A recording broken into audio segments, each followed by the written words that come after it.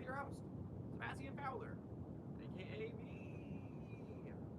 That is who I am. And where are we? We are in Ocean Beach, San Diego, today on October 23rd, 2025.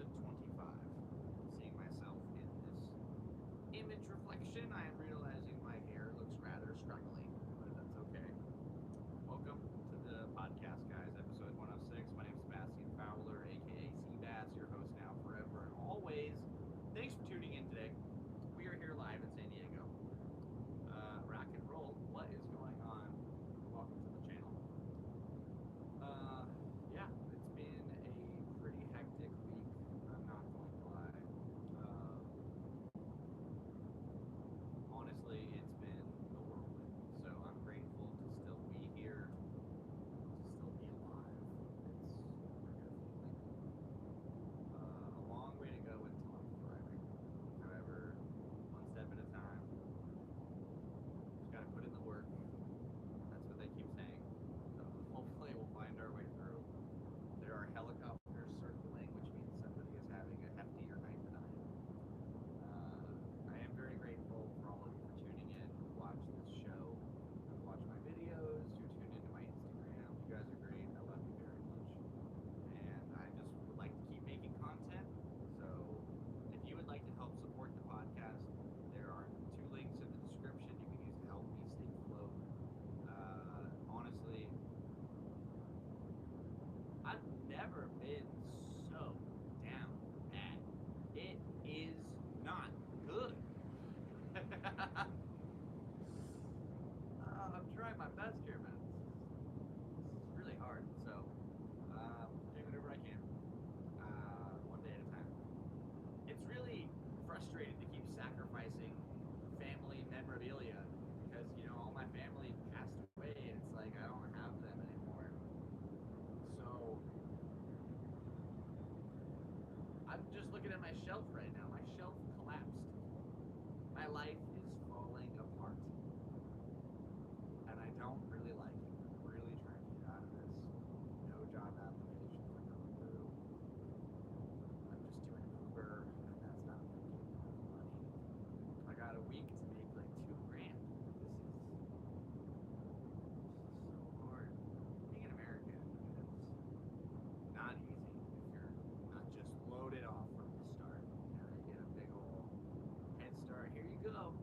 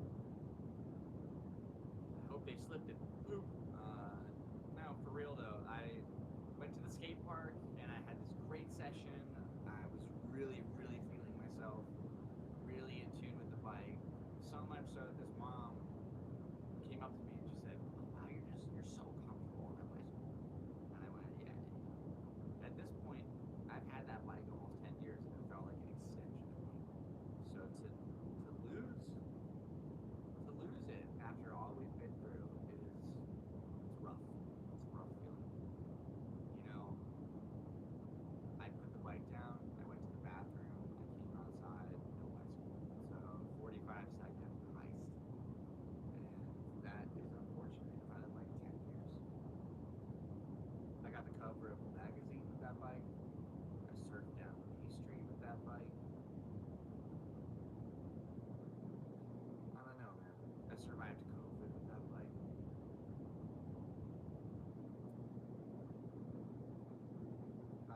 I'm pretty sad. And at the end of the day, it is just a bicycle. You know, it's a material thing that can be replaced. Just, you know, BMX bikes are a lot like snowflakes. You know, there's no two that are perfectly the same, except for stock ones. Those are pretty solid. If you build your own bicycle to the level of which I've been riding for a long time, then every little component was chosen very specifically to cater my style of riding. So now I found myself at a loss. Like, there's so many things I have to do in a financial regard that I don't have the ability to do. I've been struggling with my mental health because of my family relationship, which is in tatters. And then on top of that, somebody steals my bike. Oh man, that's the one thing I have to go and express myself creatively at this point, because the drums are in the pawn shop. My cat peed on my camera, so no camera. My other e-bike got stolen. When I say my other e-bike, like my other bicycle e-bike got stolen. So, yeah, I didn't have any outlets anymore. I had my BMX bike, which I was really feeling myself on, and like excited to make new videos and go produce content, try to do something cool, and then poof, gone. In the hands of some delinquent. It's just really hard. That sucked. So I found myself at a loss. I went on social media and I made some posts, you know, hey, if you see my bike, please let me know. Let's try to get this thing back. The chances are slim to none, but everything's somewhere. So I was trying to feel hopeful about it. I was driving around, took luck. I had a few people reach out in the DMs like, hey, I got a frame, hey, I got, you know, some bars. And I was thinking, okay, maybe we can piece together a bicycle. And then I had this guy, JD, he reached out and he went, hey, I have a BMX bike. You can have it. And I went, well, I don't want to steal your bike. Like, I don't want to take your whip. And he said, no, it's okay. I ride fixed gears. And I haven't ridden this bike in a long time. He brought it over and it's pretty sick. It's a kink striker. I don't know if that's the actual frame, but that's what it's on the boards. So it's a kink and it's pretty dialed. So I went ahead and, you know, laced it back up and I threw some feed pedals on it. It's got brakes and cassette and no pegs. So it feels like I'm racing again. I have to relearn kind of the fundamentals of it, but I've already tried a couple maneuvers and got them done. So, you know, slowly but surely, I'm sure I'll start to adapt to the bike, learn how to do big stuff again. It all feels a little, it's just different. All the geometry affects each other. So the whole bicycle itself might look the same as somebody else's, but everything is different, especially when you start to integrate your own stuff in the sense of, you know, custom choosing which parts you want to cater to your riding. I love BMX, I really do. That's why I moved to San Diego. That was my dream, to be a pro bike rider. And I worked really hard at it for like a decade and some change, and it never happened. And I was like, what if I do something crazy? What if I rode across America? Surely somebody will sponsor me. And we made it. But then I got back and everyone's like, great job. And I went, no,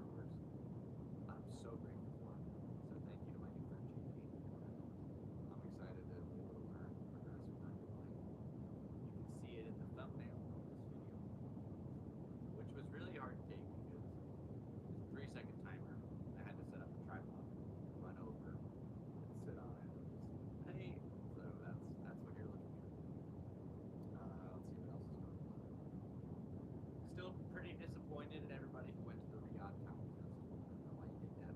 Hope it was worth it. So the end of your career was however much money they gave you. Make it last. I saw a video of Michael Jordan talking about his last free throw. Apparently he doesn't play basketball anymore. He is so goated that he does not have a court anywhere near his house. You'd think he'd have like 45 points, but no, he said the last shot he took was a free throw at a kid's birthday party. And he was so nervous taking it because, you know, the reputation of the old Michael Jordan versus the current Michael Jordan. You know, he had all this pressure. These kids are like, we hear you're the GOAT, bro. You better switch this thing. And he did. Switched it. It's so, man, that was just the intro to Space Jam. So congratulations to Michael Jordan on all your accomplishments. 23, baby. Shouts out to Chicago. Chicago is going through a lot right now. I don't really know what, but I hear it's a lot. So good luck, Chicago. You got this thing. Hang in there. There's a plane going overhead, and I brought out this Coca-Cola. So let's get our sugar intake on, baby. Cheers, guys. Rock and roll in corporate America. Please sponsor me.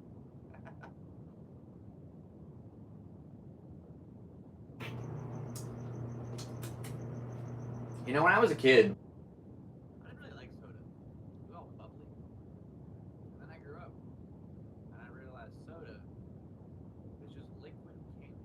And it's really good so I have it all. all the time. My kidneys are loving it. They're all about it. Anyway, what a crazy little world. Welcome to my. I'm just looking at the back. Background to what you guys are seeing. This is where I live. This photo was painted by some caricature artists. I don't know if they're still here in town, but they were doing Free portraits over at the template. a few years ago, and I was like, "Hey, can I show you this thing I do?"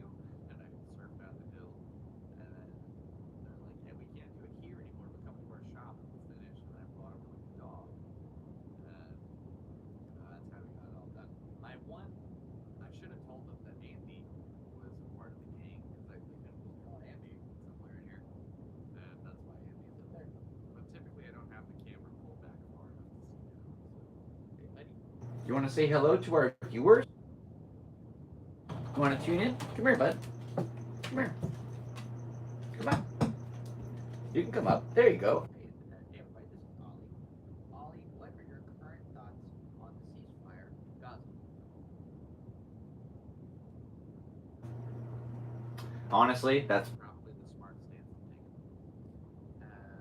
Rock and roll. I just hope everybody's having fun.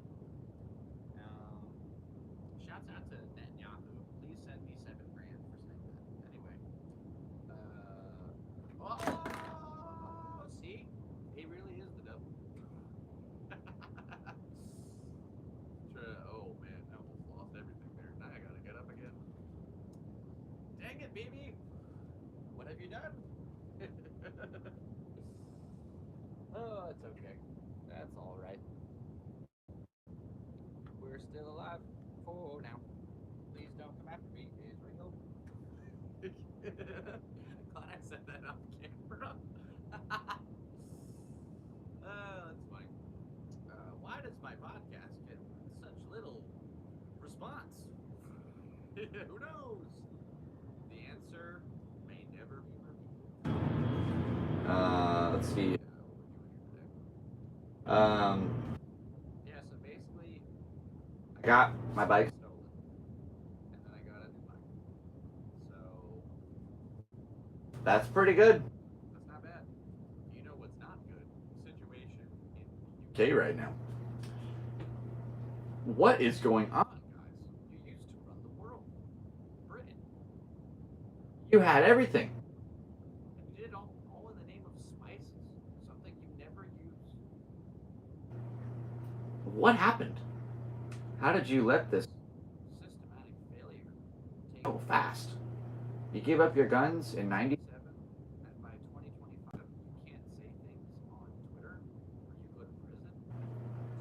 I believe the statistic for last year, over 12,000 people were arrested in the UK for thought crime.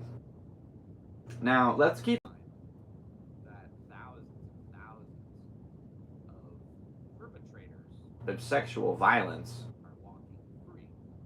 When it's something about that, then you go to jail.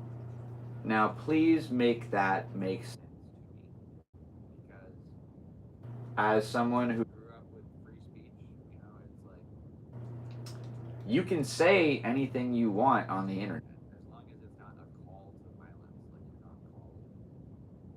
called to hurt somebody. But you can say whatever you want. I don't like this group of people, and then you have the right to say say that so that other people can be like, hey, you're retarded.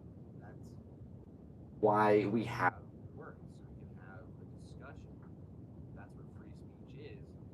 you take away one person's ability to speak. That's literally what fascism is. But they've claimed it the other way around, where if you Believe a certain rhetoric, then you're automatically Nazi, a bigot, whatever wordplay. but You don't have to have those qualities, and then to call out fascism, to suppress the speech of others based upon opinionated God, that's what you're doing. You're asking people to not be able to say because you don't like it. That's fascism what happened. to our democracy. Oh man, There's the guy, I I believe. believe his name is Yuri Magatov. There's a good chance that's not his last name because I recently watched Borat. That's a Magatov. Yeah, see that scene? Okay, it's for Sure, Yuri. He had a speech. He was a former KGB The operative who spoke of ideological subversion. I recommend Googling that because it's basically the slow implementation of demorality, where you strip away the moral fiber of a generation. and within a few generations, it's completely tattered, and you can set in whatever ideology you decide to be the precedent. And we are currently living in like stage 5 or whatever. You look at these college campuses. You're like, look, here are facts that prove you wrong. You're like, if I accept these facts into my life, my entire ideology and identity will be shattered, and I will therefore no longer be a member of this Society based on the identity I've given myself. myself. So I can't accept this information or I will crumble. And that's what we live in now. So people can look at facts. You say, hey, here's the facts. Here's what they are. And they go, nope. And you're like, but that's what it is. And they say, nah. Nope. You're a Nazi. It's like, what? That's crazy. You can't even talk to people anymore. And that's scary. That's really scary. To lose the ability to have a conversation loses the ability to gain from that and try to Prosper on either side. So oh, I really don't know.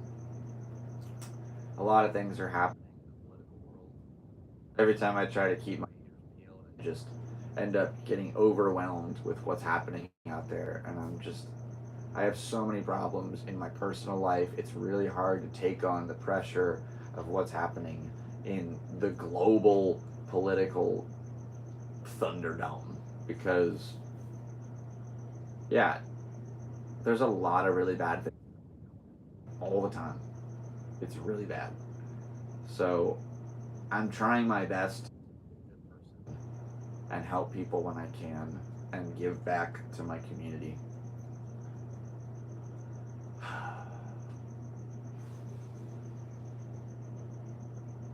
Yeah, I don't know. It's rough. Sorry I got a little deep there. Just it is rough. It's not easy. I'm trying my best. I love America, I really do.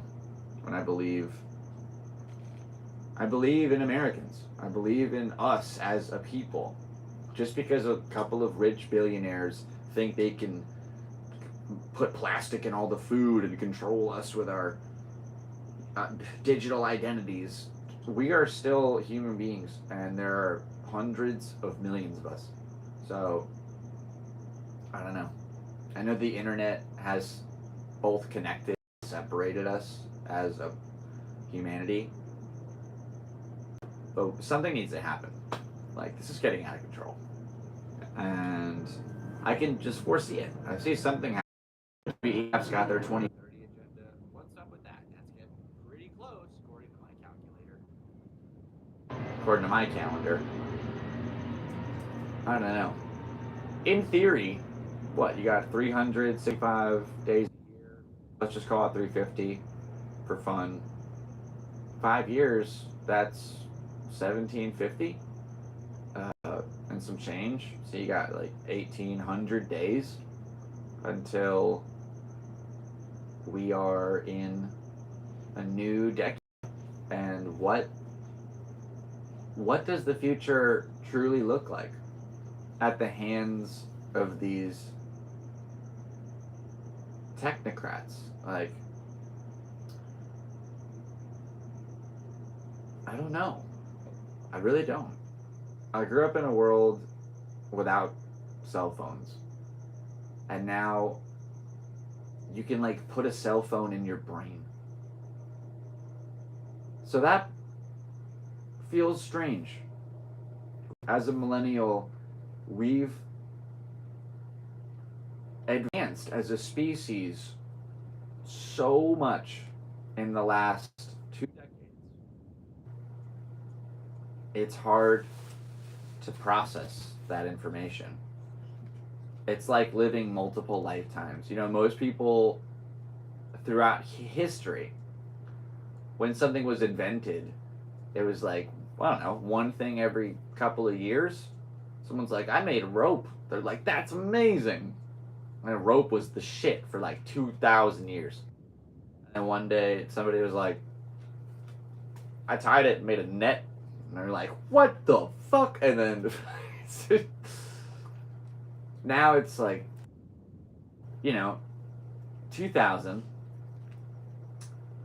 Let's say we had like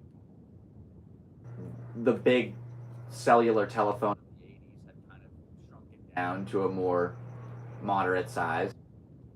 By the mid 2000s, you had slide phones, flip phones, the Nokias were coming into play.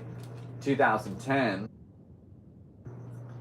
you got, I want to say, like, the very first iPhones. Like, how did that happen so fast? It was just like flip, slide, touch the screen. And you went, whoa, you can just touch it now. And then all of a sudden, keyboards were slowly eliminated. Like, I had a Sidekick. I loved it. And eventually, that technology was outdone. So it was BlackBerry and Apple and Samsung holding it down. Apple and Samsung are in the touch game. BlackBerry's like, I like this keyboard. So the keyboard lost, and the battle for the phone, the touchscreen won. And then you got things like Snapchat. Now you can put filters on your face in real time. That was like amazing technology at its time. Now, let's just fast forward to today.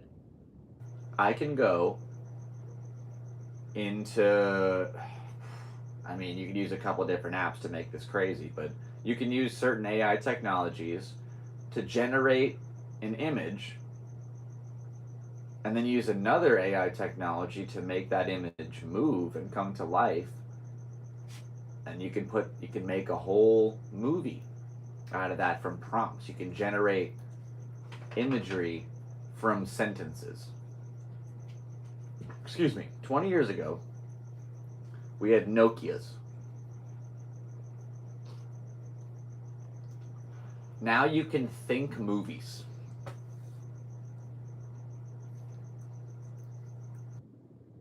31. And how much human experience do I have to go through?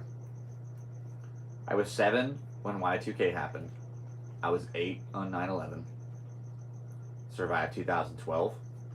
Survived COVID. Ugh. The war on terror has been going on for 2/3 of my life. And it doesn't seem like we're winning. If anything, they're like, yeah, come on in, terror. Sounds great. So I don't really understand the whole idea of what's going on. And honestly, once Charlie got popped,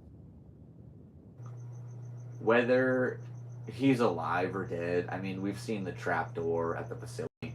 I've gone into detail on this subject, but it's very peculiar how that event sparked a chain rabbit hole quests that all ended in the same place. So I finally think I realize who's in charge. And I don't know how that could be undone the way that we have set up our society.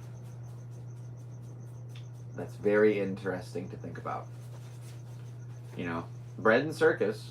It seems like there's a lot of bread and circus out there right now. But there's a lot of plastic in the bread. And the circus has a certain agenda. So it's like, all right.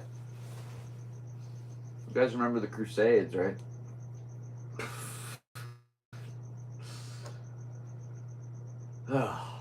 What a weird time to be able to live stream a revolution.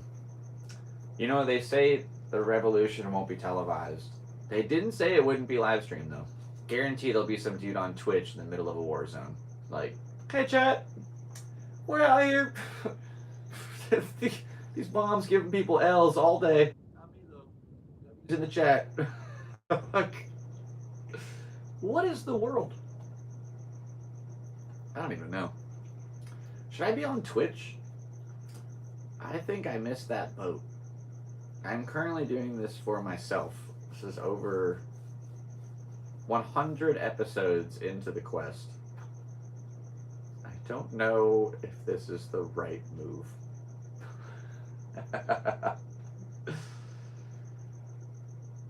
I'm a believer. I'm a believer if I try. I thought love was only true in fairy tales. Anyway, rest in peace to that guy from Smash Mouth. A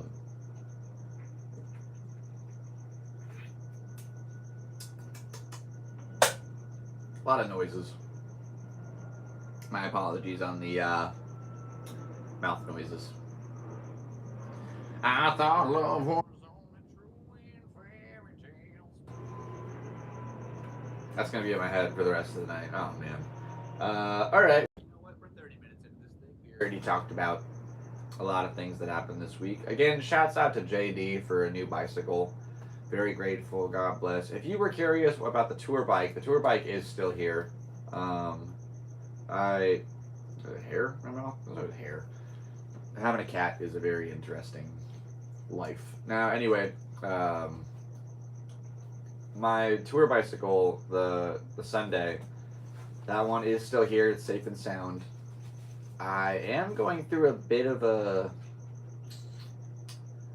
like, I want to do something, but I'm not sure if it's the right thing to do. Maybe you could let me know your opinion on this one.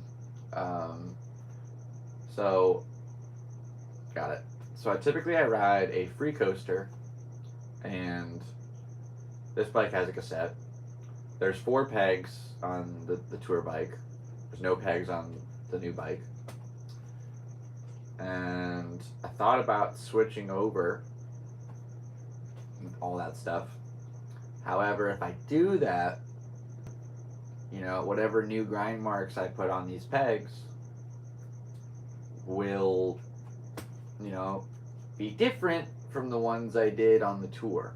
and I was discussing donating the bicycle to the BMX museum in Tulsa, Oklahoma. So I thought if I'm going to give it to the museum, I should probably keep the bike in its general integrity of how it was on the trip. You know, the last time I truly rode that thing, besides like around the block here maybe, was in New York City. Excuse me. You know, every grind mark I did on those pegs was on the tour. The wear and tear on the cranks. I did the math while I was on the trip. I did over 3 million revolutions. You know, I worked those cranks over 3 months. That's 1 million revolutions a month, minimum. That's pretty cool. I really rode that bicycle. And I'm very grateful to be able to get as far as I did. You know, from here to the finish line. When there was no map, I had to chart my own course one day at a time. So if I swap out all this stuff, what's to stop me from just swapping everything? And I know it's great components, but the integrity of the bicycle is really important to me. If it's going to go in a museum, I feel like it should look the way it should, or the way it was. So that's what I'm torn between. What do you think? Drop it in the chat. Should I dismantle the tour bike to put the parts on my new one? That is the question at hand. Or just save up and, you know, ride a different setup for a while. I love pegs. It feels so weird not to be able to do a feeble grind. Like, I gotta do other stuff. But that's why, you know, everyone has a different level of how they ride a bicycle. And I love that.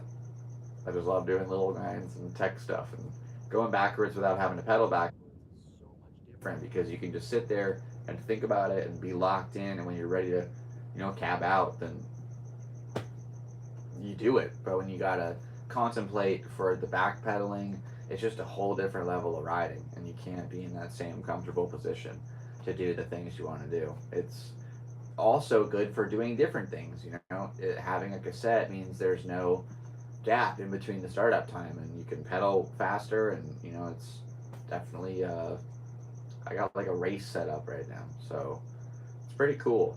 Feels very light. You know, taking off 4 metal pegs really does a difference in weight distribution. Who would have thought? I don't know. I'm just grateful. So it's just something to get used to, and I can't believe I made a new friend who dropped off a whole bike for me. So that's pretty cool. I got this little pin from BMX Day. I got to host that this year. You know, that bike had a good run. It really did, and it's so rusty. Besides the wheels, like the forks and the bars are ready to go. So I don't know. There's a chance when they rode away it snapped, and I feel like it was just waiting for it. Oh man, shouts out to Fiend and Odyssey and Animal and S&M for having the parts that held that bike together for the last 8 years or so. Very grateful. It was a Time Moro V3. Shouts out to Fiend BMX. Probably my favorite component brand besides Odyssey. And yeah, just grateful to be able to know dudes and be able to ride with them. Like, I know some of the best bike riders in the entire world. They're my friends, and I could call them and say, "What's up?" You know. But when I was a kid, I looked up to them on YouTube videos and stuff. And moving out here, I got to meet everybody and realize they're all just people. You know, you meet your heroes. They're just dudes or girls. Like they're just human beings who are doing their thing. So you just got to find a way to do yours and do it to the point where somebody's like, "I really like the way you do your things. In fact, I'm going to give you money." And that's what I've been chasing for a long time. So right now I'm looking for jobs at grocery stores, but I still got dreams of doing rockstar shit. So we'll see. We'll see how it goes. C'est la vie. Neta. No mames way. Let's see what's going on. We do have our weekly movie reviews. This might be a bit of a shorter episode because I probably should get back to work and I could use a little extra money. I got nothing in the gas tank right now and I need to refill it before the night begins. You know, I don't want the car to go sleepies with no Don't want the car to go to sleep on an empty stomach. That's silly. Also, they dump out the coffee at 10, so I go to the gas station for coffee every day. So I don't have like a coffee pot thing. And if you get there past 10, there might not be any coffee. And then you could go to like 7-Eleven or something. But I like the ice cubes at the 76, the gas station here in town. Plus, everybody there is very nice. They're nice people. It's good to be nice. Being nice is a good thing to do. Keep that as today's word of advice. Anyway, movie reviews, despite my scatterbrain.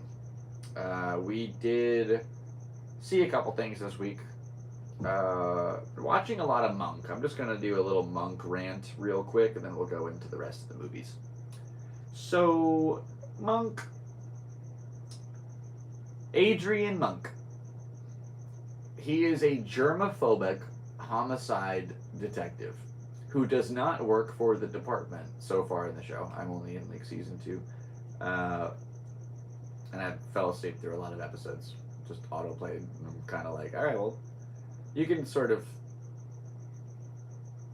You don't need to see all to understand what's going on.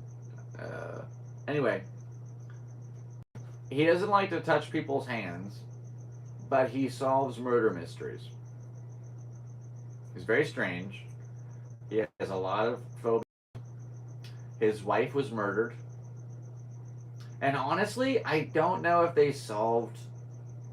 Did they solve the murder of his wife? Because I feel like he was looking for it, and then he got kind of close, and then I fell asleep, and then it was season 2. So I don't know if they solved that. Excuse me. If you're privy to that information, please let me know in the comments. Now, his assistant is like a lady from the Bronx who's like, look, I already told you, Captain, we're not doing this unless we get paid. That was a terrible accent, but it's a really weird show. It's also a PG show about murder. So that was just a fun rating. Doesn't really make sense. I like it, I guess. It's fun to watch. You can start an episode and enjoy like a whole cinematic thing. You know, it's like a 40-minute show. Here's the thing about it. It's one of the only cop shows where the killer basically gets in his face and he's like, yeah, you're never gonna solve this. Get out of here, punk. And he's like, the lampshade is down, and there was no way he could have done that. And the cops are like, oh yeah, we didn't do that. And then they're like, yep, you murdered him. That's the show. That's every episode. It's cool. It makes me feel like I could have a cool brain like that. No. When I was a little kid, I used to watch Cold Case Files with my mom all the time. And I told her I wanted to be a homicidal detective. That's not what that means. Not too late to do that. Probably better off to not, though. Now, yeah, watching Cold Case, we would stay up to like 4 in the morning watching Forensic Files. It's like a little kid. That definitely didn't do any damage. No, we're good. She was a good lady. Did watch a lot of Forensic Files. I think it's like... then just be some... Sydney was walking home one night. You're like, why do you watch this? This is terrible. It's weird. People just getting hurt. All the shows. I don't know. Even Monk. Monk is kind of cool because it's like... It is not very, like, graphic. You know, SVU is like, yeah, raped her and threw her in a dumpster and then stabbed her. And Monk is like, the guy used an electromagnet to bring a weight down on the guy's neck so he suffocated. And it's like, that's kind of, I can't believe he didn't get away with that. That's crazy. Like, they found ladder imprints in the carpet that line up with, it's just, it's all crazy, man. Anyway, Monk was a pretty good show. So, it's brand new. Check it out. Yeah. All right. More movie reviews. Okay, we did see Don't Say a Word. Brand new film from 2002. It featured that one guy who kind of looks like that other guy. Makes sense to me. Anyway, I honestly forgot what the movie was about. Let me try to think about it for a second. Yeah, it's a kidnapping. This guy, he like stole a diamond with these other guys back in the day, and then two of the diamond thieves split off from the other diamond thieves, and the other diamond thieves were really mad for a long time, so they waited.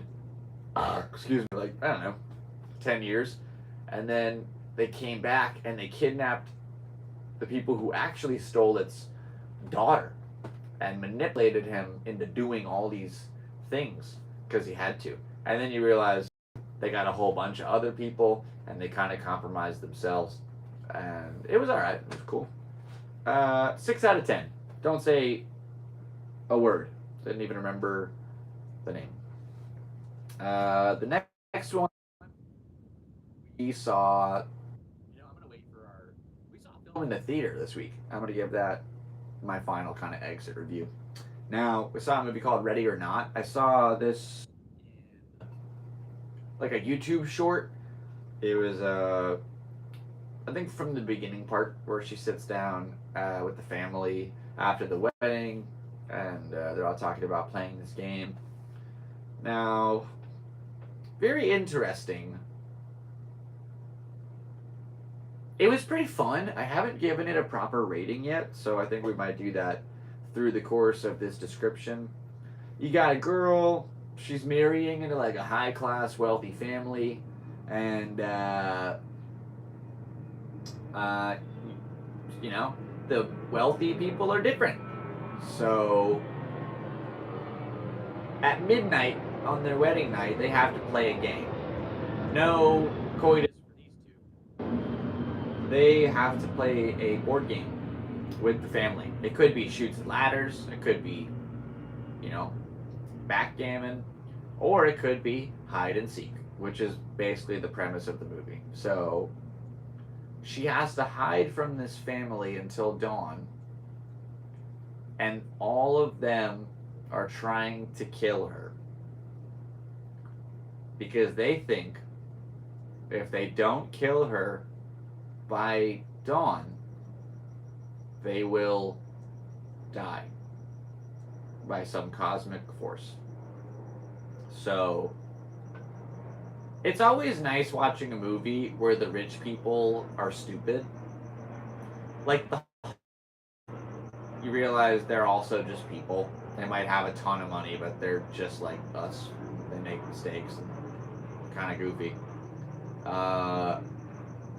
So it was kind of fun. It was nice seeing her fight back. And I don't want to give away too much. The ending surprised me. I was rather delighted. And my gut says 7 or 8. So, you know, just to be... I'm feeling good. Feeling good today. We're going to give Ready or Not a 7.5. Now, our final review of the week. We saw Tron Ares. The only thing was that we saw it in theaters. In America, what has happened to the cinema? Something that I treasure more than most memories are the times I got to go to the movies with my dad. Something about seeing a big movie in a room full of people with proper surround sound, eating popcorn and snacks, and being with the people you care about, even though you're not talking to each other, enjoying this experience as a whole group was just a staple in American life. And you know, the world watches our movies. We make them here. To be able, it's like supporting your country to watch American film. So we show up to the theater. You go inside.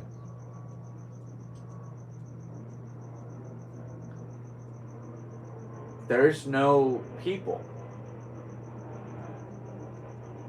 There are 12 kiosks where you can check out yourself. Add your popcorn, add your drink, add your candy. It prints out a receipt. You walk up and give it to a guy who doesn't know how to read it. You go over to the concession stand. 832. Just like, I don't even get to be like, hey, can I have a popcorn and can I get something for my friend here? They just make it for you. No conversation. Like it. And I was like, can I have some butter on my popcorn? Say, yeah, the butter's over there. Go butter yourself up, butter boy.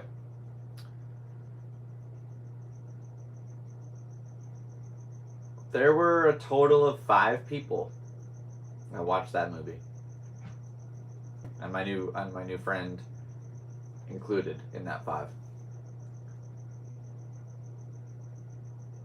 What happened to the movies, man? Like, I love cinema. I love movies. I really do. And that hurt. It did.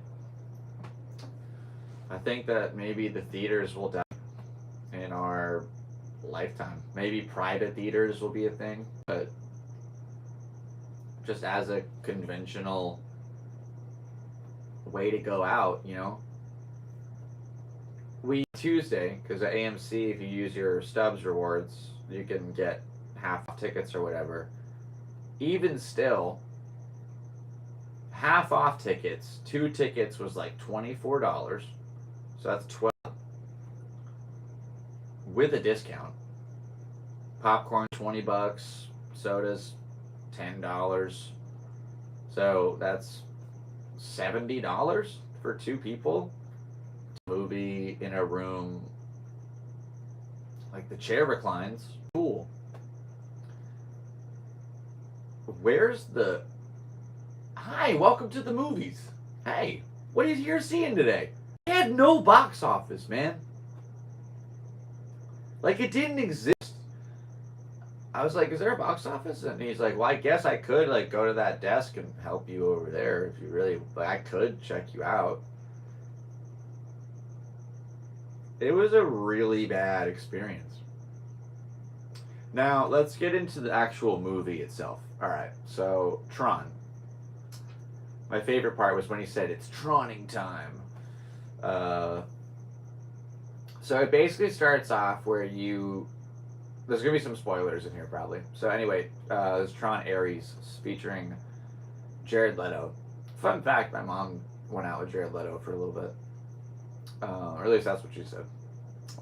Who knows? I remember one time they were talking on the phone, and I tried to say something like, I love 30 Seconds to Mars, and she just shut the door on me. Hid in the closet. Anyway, so you got Jared Leto, who is basically software that protects the motherboard of Dillinger corporations. It's you got two competing brands, basically Apple and Samsung, in the fight for uh, basically 3D printing, but with lasers.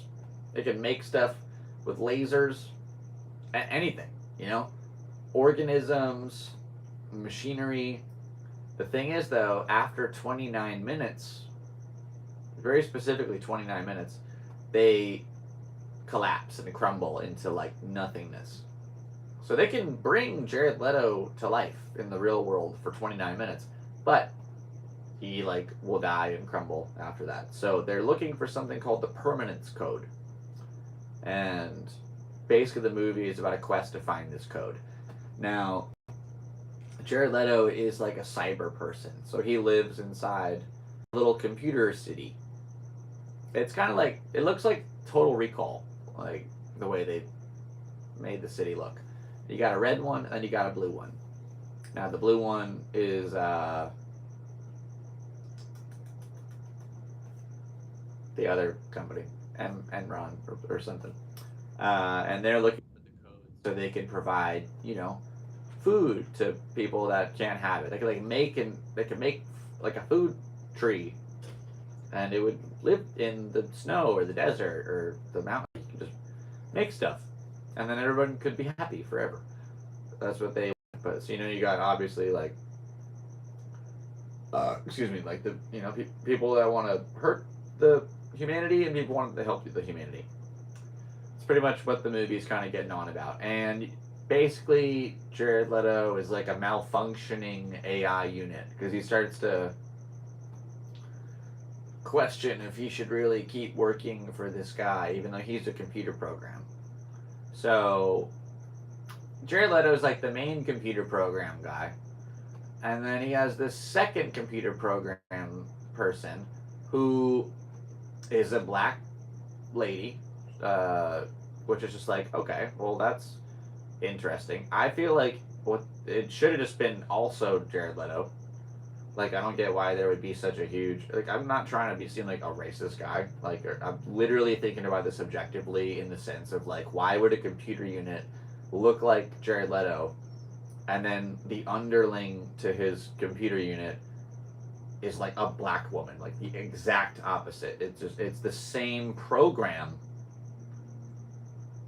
They would be like, if it was me, I would have made both of those characters like Jared Leto, because then he could have fought himself, kind of. Like, there's the one that's like, I followed the directive, and you are disobeying the directive. And he's like, no, we don't need the directive. Don't you understand? Rain. It falls from the sky, and you feel it. And it's like, initiate destruction. It could have been like a display of his acting, but they're like, no, let's make it a chick and make her gay. And it's like, all right. It's literally a South Park episode where he's like, put a chick in it, make her lame. And it's like, okay, and that's what they did. No disrespect to that actress, but I'm thinking it's the fucking computer program. Why would it not be this program? It'd be the same. It'd literally be thousands of Jared Letos, and they're all just like following a hierarchy line until they, you know, disobey. They need to delete that one.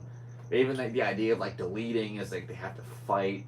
There's almost no races. There's maybe one race as far as like, you know, the Tron bikes and stuff go. Pretty cool. And then they're just leave it. It's not very good. It's really not. About halfway through the movie, my friend and I were making fun of the movie for how bad it was. Just like, they just kept doing the dumbest things. And they're like, oh yeah, I gotta make this billionaire dude like the scrawniest little white boy. Like, he's so evil. If he's a multi-billionaire, why would he have like shit tattoos? Like, I don't understand. That didn't make any sense to me. He had like neck tattoos. It was like, that never would have happened. He lives with his mom, who represents the company. She would have not. That's not like a PR. That doesn't make. This whole thing is fucking dumb. Like, the whole movie sucks. I'm really sorry. Like, I love Tron. The original Tron is one of the coolest movies to ever come out, ever. Jeff Bridges is in the movie. I'm maybe 40 fucking seconds. That's it. Come on, dude. Like, what? They had so much potential. The last fight is basically like, not even kidding, it looks like the original pixelated Space Invaders. It's so stupid. I'll give credit to the animators and stuff. That's why I'm giving it like any score at all. But it's getting a 4. 4 out of 10. Which is 2 stars. It's not, I'm sorry. I'm not, though. It was not. My experience at the movie was weird. The movie was not good. I want to say thank you to my friend Mike, though, because I made a new friend, Mike. And he just calls me out of the blue, and he was like, "Hey, buddy, heard your bike got stolen." I'm like, "Sorry, like, you know, I don't have much help, but I'd love to go see that new Tron movie. Maybe you can tag along." And that was really nice. So I'm really grateful for that guy. So seeing a movie in the theater, it was nostalgic. And also very eye-opening to like the death of cinema. Now it's all just in your house. You just stream it. It just comes out. You watch it. There's no more congregation to enjoy it as a whole, as a collective. Like, oh, I saw it in the theaters. I don't know. It's very interesting. Maybe I just had a bad run and I gotta try again, but it just seems like it's not catered to that anymore. Do you remember like Christmas movies? You know, you like go see a movie on Christmas. Your whole family wearing PJs and stuff. You go out and I don't know. It's such a heartwarming thought, and then the reality of it is like, oh man, maybe we'll never have those times again. That's rough. I don't know, man. I love movies. Damn, I really do. Maybe I think about my dad. Like, we used to watch so many together. Watch the greatest movies ever. I think he showed me Brewster's Millions, and that one is like still one of my favorites to this day. You got Candy and Pryor, and it's just such a dynamic display.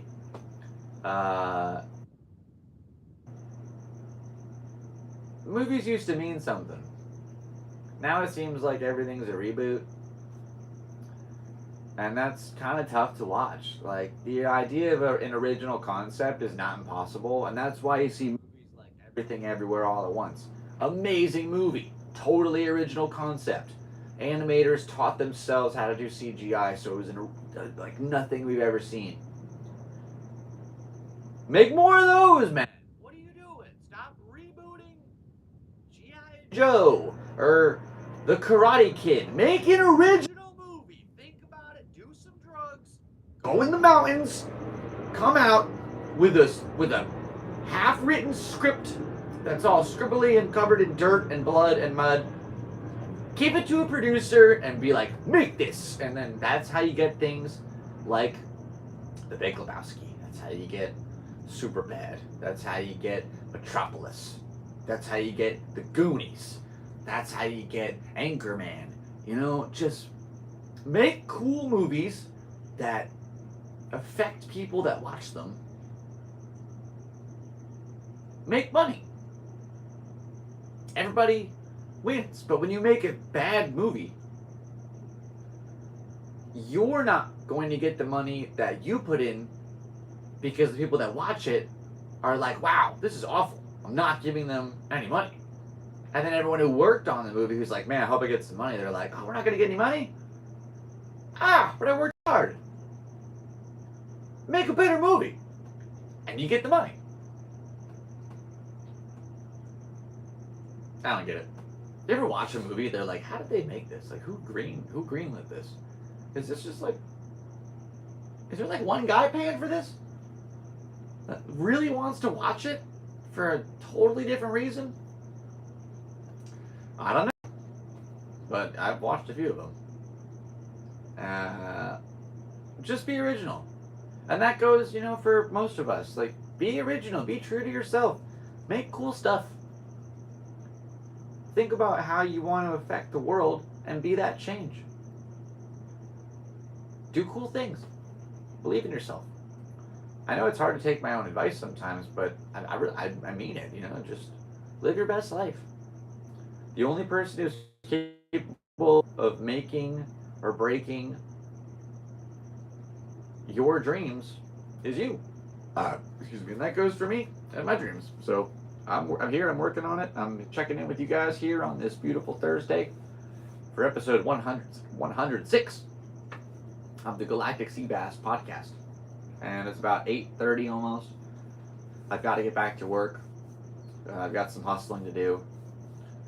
If anybody wants to help support the podcast, seriously, every little bit goes a long way. And I thank you all from the bottom of my heart for your help. There's 2 links in the description for my Cash App and Venmo. Just want to get back to zero, man. Thank you so much for your help and your support. Please watch my videos on my channel. Click all the YouTube buttons, like, share, subscribe. All that really means a lot. If you're going to sleep, maybe watch my videos and put it on mute.